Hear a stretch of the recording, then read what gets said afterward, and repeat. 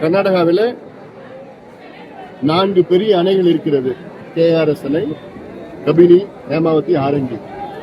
இந்த 4 அணையுடைய கொள்ளளவு 115 TMC. இவர்கள் விசேஷமாக இருக்கின்ற அந்த மேகதாது அணை உடைய கொள்ளளவு 70 TMC. இப்பொழுது காவிரியில் வருகின்ற தண்ணி தென்மேற்கு பருவத்தில் மைசூர் பகுதியிலே மழை பெய்தால் அங்கு இருக்கின்ற அணைகள் எல்லாம் நிரம்பி வேறு வழி இல்லாமல் அந்த தண்ணீரை தமிழ்நாட்டுக்கு அனுப்புகிறார்கள். கர்நாடகா காவிரி நடுவர் மன்றம் ஒரு தீர்ப்பு, அந்த தீர்ப்பில் 177.25 TMC தமிழ்நாட்டுக்கு கர்நாடகா கொடுக்க வேண்டும் காவிரி மூலமாக என்று ஒரு தீர்ப்பு. அந்த தீர்ப்பிலே ஒவ்வொரு மாதமும் இவ்வளவு தண்ணீர் கொடுக்க வேண்டும் என்று. ஆனால் கர்நாடகா அந்த ஒரு மாதத்தில், ஜூலை மாதத்தில் அங்கே அணைகள் எல்லாம் நிரம்பிய பிறகு தமிழ்நாட்டுக்கு ஜூலை ஆகஸ்ட்ல அந்த 2 மாதத்துல 170-200 TMC தண்ணி கொடுத்துட்டு நாங்க கொடுத்துட்டோம்னு சொல்லுவாங்க.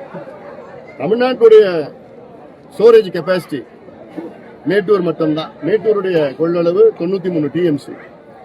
93 TMC நிரம்பி அதற்கு மேல தண்ணி கடல்ல தான் போய் கலக்குது. கடந்த 2 நாளைக்கு முன்னாடி அமைச்சரவை கூட்டம் நடந்துச்சுன்னு சொல்றீங்க. முடிச்சிடும், கடல்ல கலக்கு.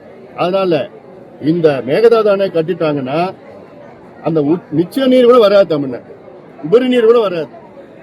இதை நம்பி இருக்கின்ற 40 லட்சம் விவசாயிகள், 5.5 கோடி மக்கள் குடிநீருக்காக எதிர்பார்த்து கொண்டிருக்கின்ற, காவிரியை எதிர்பார்த்து கொண்டிருக்கின்ற 5.5 கோடி மக்கள் மிகப்பெரிய ஏமாற்றம் வரும். அதை ஒருபொழுதும் அனுமதிக்க கூடாது. அதற்கு கடுமையாக எதிர்க்கணும்.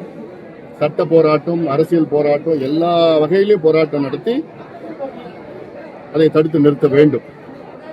அதே போன்று ஆண்டுதோறும் ஜூன் 12ஆம் தேதி மேட்டூர் அணையை திறப்பார்கள் குறுவை சாகுபடிக்கு. ஆனால் இந்த ஆண்டு தண்ணீர் இல்லை.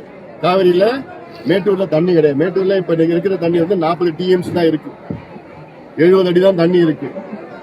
90 அடிக்கு மேல போனாதான் அதுல தண்ணி திறந்து விட முடியும். அதனால இப்ப இருக்கிற குறுவை சாகுபடி, ஏன்னா கடந்த ஆண்டு குறுவை கிட்டத்தட்ட 6 லட்சம் ஏக்கர் அங்கே குறுவை சாகுபடி செய்தார்கள். ஆனா இந்த வருஷம் 3 லட்சம் ஏக்கர் தான் பண்ண முடியும். அந்த 3 லட்சம் ஏக்கருக்கு இன்னைக்கு தண்ணி இல்லை. அதுக்கு என்ன பண்ண அரசுனா, தடையில்லா மின்சாரம் இலவசமா கொடுக்கணும், நிலத்தடி நீரை பயன்படுத்தணும், குறுவை தொகை ஒன்று இருக்கு. ஒரு ஏக்கருக்கு 5000 ரூபாய் அந்த விவசாயிகளுக்கு அந்த குறுவை தொகுப்புன்னு ஒன்று இருக்கு. அந்த தொகுப்பு கொடுக்கணும், அரசு கொடுக்கணும். கொடுத்தால் குறுவையில சாகுபடி செய்யலாம், விளையலாம். அது ஒரு பக்கம் இருக்குது. அதே போன்று விவசாயிகளுடைய கூட்டுறவு பயிர்க்கடன் தள்ளுபடி நாங்கள் செய்வோம். 5 ஏக்கர் உள்ளவர்களுக்கு 100 விழுக்காடு தள்ளுபடி, 5 ஏக்கர்ல இருந்து 10 ஏக்கர் வரைக்கும் 50 விழுக்காடு தள்ளுபடி என்று சொன்னார்கள். ஆனால் இப்பொழுது அதை செய்யவில்லை. முதல் தவணையாக முதல்ல 5000 3000, 5000, 7000, 10000 தான் வந்துட்டு இருக்குதல்ல. அதனால இதற்கு நிச்சயமாக வருகின்ற பட்ஜெட் கூட்டத்தொடரில் முழுமையாக தள்ளுபடி நாங்கள் செய்வோம் என்று தமிழக அரசு அறிவிக்க வேண்டும். மகாராஷ்டிரால 36,000 கோடி ரூபாய் தள்ளுபடி செஞ்சிருக்கிறாங்க. அங்க 2 லட்சம் கடன் வாங்கின விவசாயிகளுடைய அந்த கடன் முற்றிலும் தள்ளுபடி செய்யப்பட்டிருக்கிறது மகாராஷ்டிராவில். தமிழ்நாட்டில் இது வரைக்கும் 2000 கோடி தான் அதுக்கு ஒதுக்கீடு செஞ்சிருக்கிறாங்க.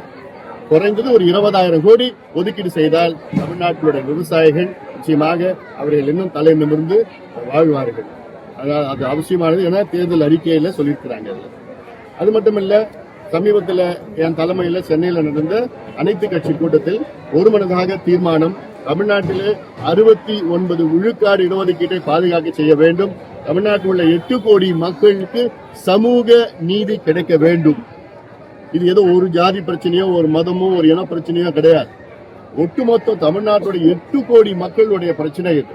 8 கோடி மக்களுக்கும் சமூக நீதி பெற வேண்டும், வழங்க வேண்டும் என்றால் தமிழக அரசு உடனடியாக தமிழ்நாட்டிலே சமூக நீதி கணக்கெடுப்பு என்கின்ற சாதிவாரி கணக்கெடுப்பை நடத்த வேண்டும்.